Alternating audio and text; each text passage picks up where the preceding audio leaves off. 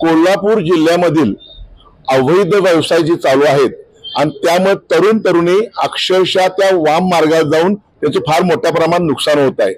मटका, गुटखा, नशिली पदार्थ, गांजा, वेगवेगळ्या प्रकारचे अफू, अनेक प्रकार असे कोल्हापुरात आले आहेत की त्यामध्ये तरुण तरुणी अडकत चाललेले आहे। आणि दुसरं म्हणजे महत्वाचं, ज्यांची जबाबदारी आहे ती एलसीबीचे प्रमुख आणि एलसीबीचे जे कर्मचारी आहेत त्यांना दिलेली जबाबदारी काय पार पाडतायत त्या संदर्भात सुद्धा त्यांनी चौकशी केली पाहिजे। आम्ही माहिती घेतलेली आहे, त्यांना प्रत्येक नाव दिलं आणि त्याचं काय काम आहे हे सुद्धा दिले, ती चौकशी होणं गरजेचं आहे।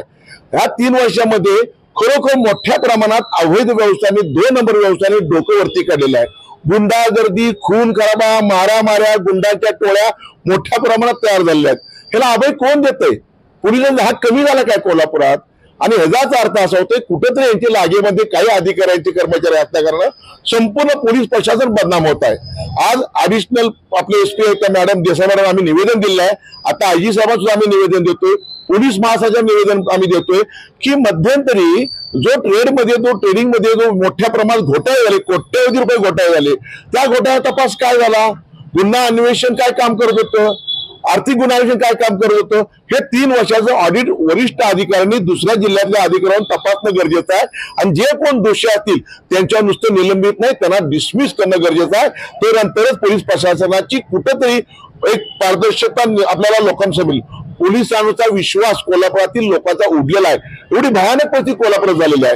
आज त्यांनी जर कारवाई नाही केली, भूमिका त्यांनी आपली स्पष्ट नाही केली काही दिवसात, तर भविष्यामध्ये एसपी ऑफिसच्या दारामध्ये, आयजी ऑफिसच्या दारामध्ये शिवसेना, उद्धव बाळासाहेब ठाकरे पक्षाच्या वतीनं आम्ही वेगवेगळ्या पद्धतीने जन आंदोलन उभा करू।